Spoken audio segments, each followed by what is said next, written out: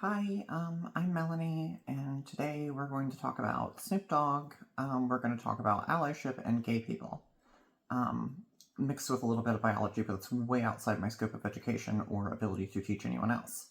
Um, so I am Melanie. I'm a transitioning lady. I'm not all the way there yet. This content's geared for other people who are sort of in my position. I guess I'm like 14 months of HRT or something like that. So yeah, geared toward people who are early on in transition or are considering transition or are a supporter of one of us, so that you don't feel alone. This is a good thing for me to do. I benefit a lot from doing these. Definitely recommend other trans people to do this, even if you aren't posting to YouTube. It's just very good to like clear my head and sort of like go through every week and just kind of like figure out what all happened. So anyway, yeah, hopefully someone won't feel so alone. Hi, little boy. My cat got attacked the first, couple of days we were here by one of the dogs, so he's this is his first day that he's felt comfortable being in the main space again, so we make it an intrusion from Mr. Kitty 5.0. So anyway, on to Snoop Dogg. I know there were some comments, a particular comment that he made after watching, I think it was Lightyear. I know Woke-Ass Disney, it's always them. So the comment that he wrote, or that he said, that I wrote down, I didn't come here for this shit. I just came to watch a goddamn movie. I'm scared to go to these movies now. Y'all throwing me in the middle of shit that I don't have an answer for. And that was in a direct response to his child asking Papa Snoop, which I love. Or maybe this is grandchild. I forget which one. I think this is grandchild. Not really important. How she have a baby with a woman? She's a woman. I think that's a perfectly reasonable question for a small child to ask. And Snoop Dogg's answer was not the best. I don't remember exactly what he said. I don't think there's I don't remember exactly what he said to his child, but in the interview after saying I didn't come here for this shit, okay, dude. Not the best answer. So I will not, I'm not going to try and ride Snoop Dogg in a good or a bad way. I'm just attempting to, I guess, give my own take on it. Snoop Dogg, I've been listening to for, 22, 23 years now. I'm 35. So for longer than I haven't, I've been listening to Snoop Dogg. It certainly was troubling hearing one of the people I looked up to growing up talking that way. In all honesty, let's say that my wife and I had a baby, that probably wouldn't be an unreasonable question for a young child to ask. How the fuck are they doing that?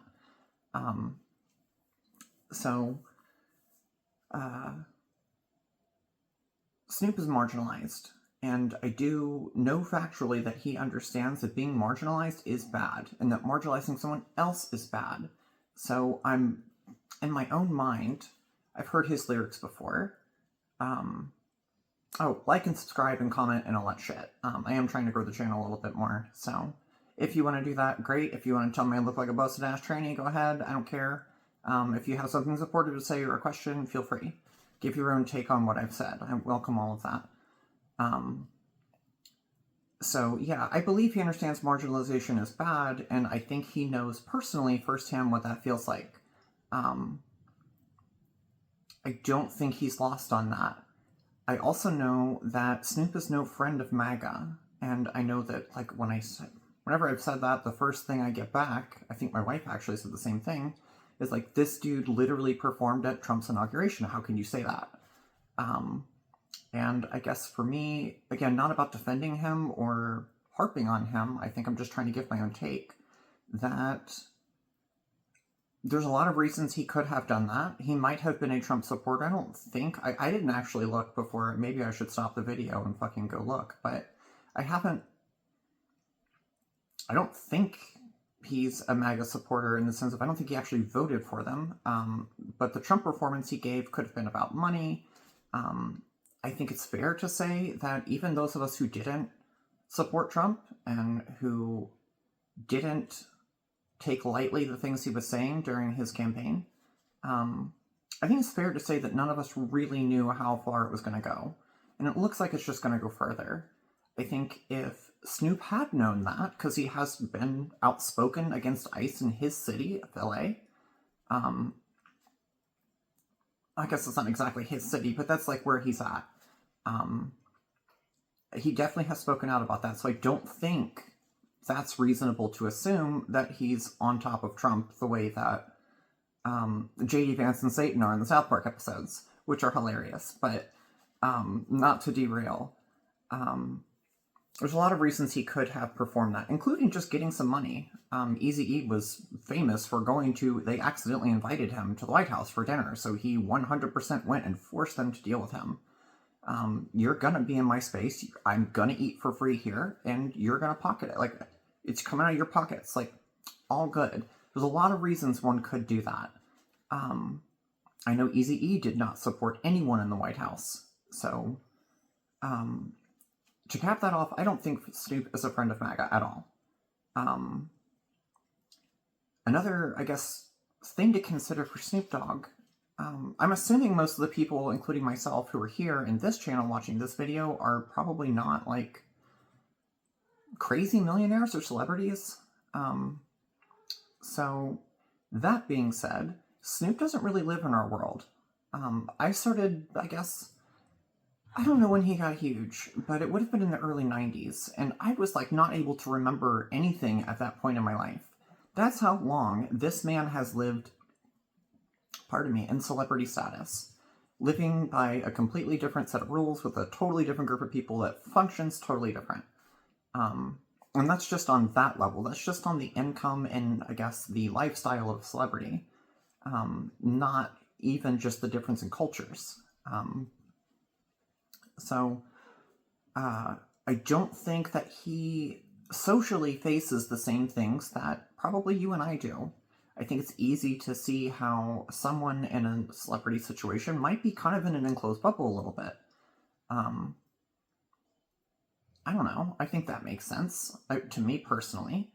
You know, I face situations at work. Well, I guess I don't anymore, but I face situations at the grocery store. Like, do any of us think that Snoop is going to a normal everyday job where he meets hundreds or thousands of people, speaks to them, and sees these things go on? Are the same things that are relevant to you and I relevant to Snoop Dogg? Probably not. I would guess. I don't know. I obviously don't know Snoop Dogg, or I would be a lot less, or I'm sorry, I'd be a lot less sober than I currently am. The other thing I would say is that Snoop apologized. And not like, oh, I'm sorry. Because personally, I think sorry kind of, like, sucks. You weren't sorry, or you wouldn't have done the thing that you did. Or you were just ignorant, which is fine. But either way, like, if I'm sorry for something I did, the apology is not doing it next time. I can't do anything about the one that I already did. Sometimes I will still say I'm sorry. But the more common thing for me is I did not intend for that thing to happen. Like, the way that this went, the outcome, I did not intend for that. And then I correct that behavior as best I can, right? Like, we all make fucking mistakes. People are fucking human, and they're gonna do human things. But that's the apology. It's doing something different next time. In Snoop's case, he put out a video that more or less was, like, super GLBT friendly. And I don't have an issue with that. I think that's what he should have done. We were right to jump on top of him for what he said. It was not a good thing to say. It doesn't send a good message. We were right to criticize him. And I think we're also right in saying, dude, glad we're still in the same camp. See, there he is. Hi, buddy. Sweet man. He's so stupid. I love him. But anyway, yeah, he basically did the thing. So for me, what is an ally? How do we make an ally? Because I said the other half of the video would be about allyship, and I'm doing my best to tie this up quickly. An ally, like, someone who is an ally is basically someone who's just going to stand by our side. They will be there while we struggle. They will support us. I talk a lot about, at least I have here on this channel, and if I'm ever speaking to a trans person or anyone who's struggling, find support. It's a big thing. Support means everything. And education is the other side of that. So what makes an ally? How do I become an ally? I myself was not an ally. I grew up as a Christian, in a very sort of stereotypical Christian situation. I'm not trying to say all Christians are this way. Um, but I certainly had a lot of the sentiments that was like, dude, can't be gay. I actually don't like gay things. I don't want anything gay around me because people might think I'm gay. So that all being said, I was not always an ally. I think when I was 18 or 19, I think when I was 19, I started to become an ally. When I was faced with a real person I had known for years and didn't know she was trans, and then found out she was, and it was like, oh, I just don't even know I don't know what that means. What does that mean? And she was not able to explain it in a way that was meaningful, but it was good enough. And ever since, I've not had a problem with gay people or trans people. They're just people. But it took someone educating me, and it took someone else to give, like, half a fuck to actually listen and apply that and be like, how does that apply in my life? And if that's a thing, that pretty much implies, like, I don't think any infants are born allies. They're just not. They don't come out with formed opinions on, gay marriage rights and whether healthcare and gender-affirming care should be applicable for just cisgendered people, or if it's okay for trans people, or if all of it's wrong. Or is there some special situations where it is okay, which is the popular opinion, usually related to straight cis people. Really just cis people. Most gender-affirming care is for cis people, ironically. I think allies are not born that way. We are all born this way. Thank you, Lady Gaga. You are amazing. But we're not born allies. I didn't know I was trans. I had no idea. I think for me, an ally is someone who just gave enough of a crap to educate themselves and care. That doesn't mean they have to understand the struggle. I don't understand the struggle of being oppressed as a person of color in America. I don't understand what that's like. I don't understand what it's like to be from Latin America in this country right now, and to be chased down by government officials wearing masks who are not identifying themselves and breaking the law regularly. I don't know what that's like, but that doesn't mean I can't still be an ally for them. I cared enough to educate myself in what they're going through. And I do what I can. There's not a whole lot I can do, but I do what I can. I haven't been, for over half my life, I was not an ally to trans people, to gay people. It just took me being in a situation where I could comprehend it. And then when I was friends with a trans person, well, now I have to justify that to myself, and it was really easy to kind of see how it wasn't that bad. It wasn't that scary. There's nothing scary about it. It was actually a pretty freaking good time. For parts of it. A lot of it wasn't, though. Holy shit, the abuse. But, being an ally is just caring to inform yourself and adapting the opinions and views that I have to fit the new information that's coming.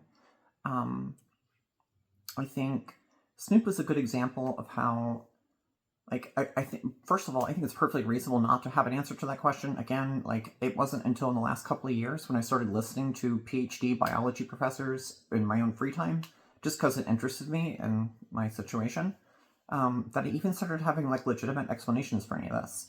Obviously, I'm not going to give the same explanation that Forrest Valkai does, but that being said, I still understand that I could explain to someone else why I'm trans and why it's a thing.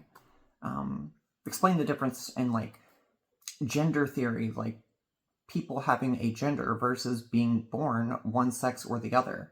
That being born one sex or the other is a spectrum, just like gender.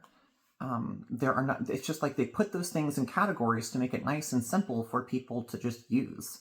It's for ease and simplicity. It's not supposed to accurately reflect what someone's actual biological makeup is. So that being said, I think Snoop is a great example of someone who is an ally. He doesn't want to cause harm to us. He doesn't hate us. He probably doesn't care. Dude is so stoned. We're lucky that 2 of his brain cells rubbed together in the right way to come to this conclusion while listening to someone else, where he basically said, hey, I was wrong. I didn't know.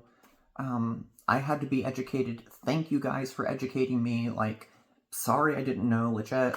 Like, okay. And even if he didn't mean it, he's still doing the right thing. Sounds like the next time that Snoop Dogg has a situation like that, he's going to respond appropriately. And at least be willing to hear feedback. Like, man, how many people, like, just are willing to do, like, hear none of it? Like, some of the MAGA people, not all of them, but some of them for sure, just are closed off and just don't care to know, even though there's science and information and, like, doctors, all kinds of stuff that they could just inform themselves if they cared as much as they said they do about the issues that they argue about so vehemently, like, what is a woman? While they lose gun debates. So I think that's really about all I have to say. I think Snoop Dogg is still an ally. I think he's always been an ally. People make mistakes. People don't understand stuff. It's the ones that are willing to educate themselves and be on our side. I certainly didn't grow up in a situation where I understood what it was like to live in a bad neighborhood with poor funding. Like, I didn't understand that. I still don't understand what it's like as a person of color. But I do understand what it's like living in those cities now. Especially southern ones, like New Orleans, Memphis. Like, these are, man, I understand their struggles so much better because I got to see it. I got to talk to them and become friends with them. I saw some of their culture. It doesn't mean that I understand it completely. It just means that I got to see it. So I do understand it a lot better. I was willing to hear what they had to say. So anyway, that's, I think, all. Again, like, comment, subscribe if you want to. If you don't want to, you can tell me to go F myself in the comments too. Like, that's perfectly cool. So I guess this is pretty much the conclusion of the video for trans stuff. I'll pretty much get off of here on a non-trans related subject. I want to quit so bad.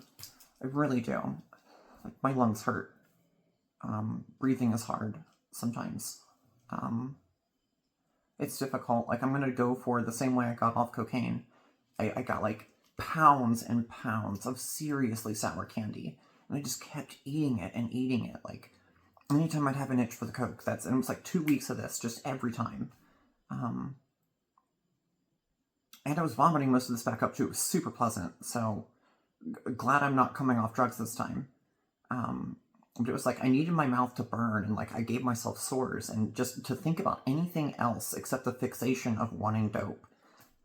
Probably the wrong use of words, but I'm not, like, I don't want to go on about drugs, so I'm going to try and give myself some, like, dopamine, like, sort of good too, so that I'm at least rewarded for not having smoked it. And we're just going to replace one substance with another, being sugar, which I'm sure if anyone has seen me smile, they know I've had issues with it all my life. So it's been super frustrating not being able to quit smoking. It just sucks. What was the other? I'm so happy he's up here. I'm trying to get. I felt like there was one other life thing that I wanted to talk about briefly, but my computer's dead, and that really sucks. I think I said that last video, so I'm gonna go ahead and head off of here. Thanks all for being here. Yeah. Oh, so I get to make my wife, like, since I'm not working, I pretty much send her off to, like, to work with breakfast every day, and that's, like, been really fun. Like, I keep the kitchen clean, and I've been doing, like, laundry and just sort of around the house stuff. And that's actually been super fulfilling, I have to say. It's nice that she sees support every day. She feels appreciated every day. And it's nice to be able to do that for her. So if you are a person who is at home all the time, don't forget about the people you love. That is so, so, so rewarding. I'm surprised at how much I enjoy this. Yeah, I think that's about all. I'll think of some other shit and I'll post next week. Love you guys.